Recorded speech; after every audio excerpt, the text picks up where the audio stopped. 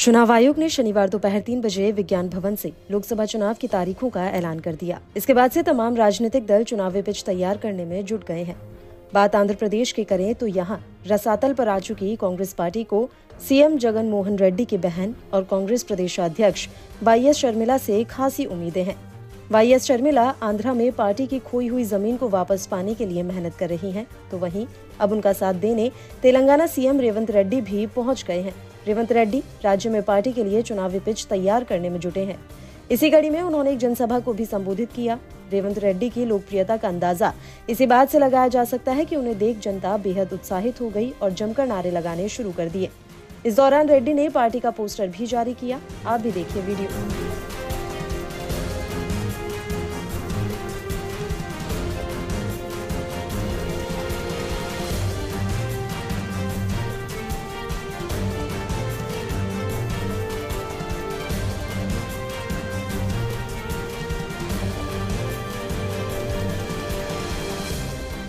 रेवंत रेड्डी के बारे में मैं आपको बता दें कि इन्हीं की बदौलत तेलंगाना राज्य बनने के बाद वहां पर पहली बार कांग्रेस की सरकार बनी।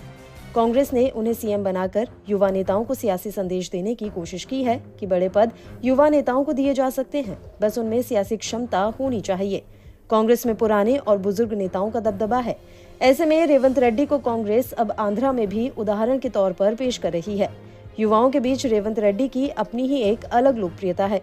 रेवंत ने तेलंगाना में कांग्रेस की कमान संभालते ही केसीआर के खिलाफ आक्रामक तरीके से माहौल बना दिया था। संगठन में कई बदलाव किए और नए चेहरों को तवज्जो दी।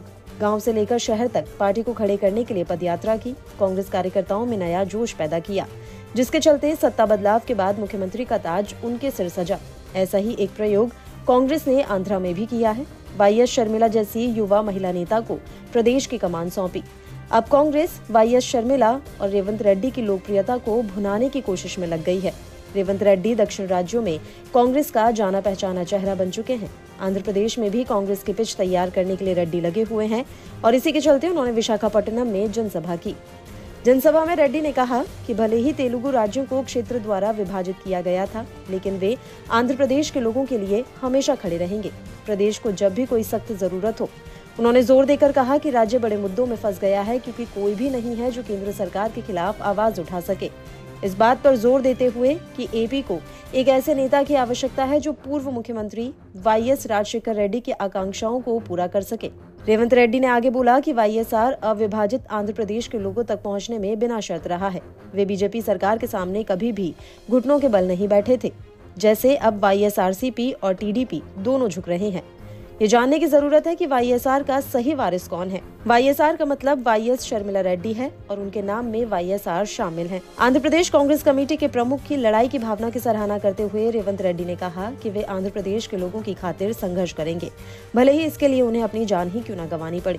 पड़ोसी राज्य के सीएम के रूप में जब भी उन्हें मेरे समर्थन की आवश्यकता होगी, मैं हमेशा उनके लिए उपलब्ध रहूंगा।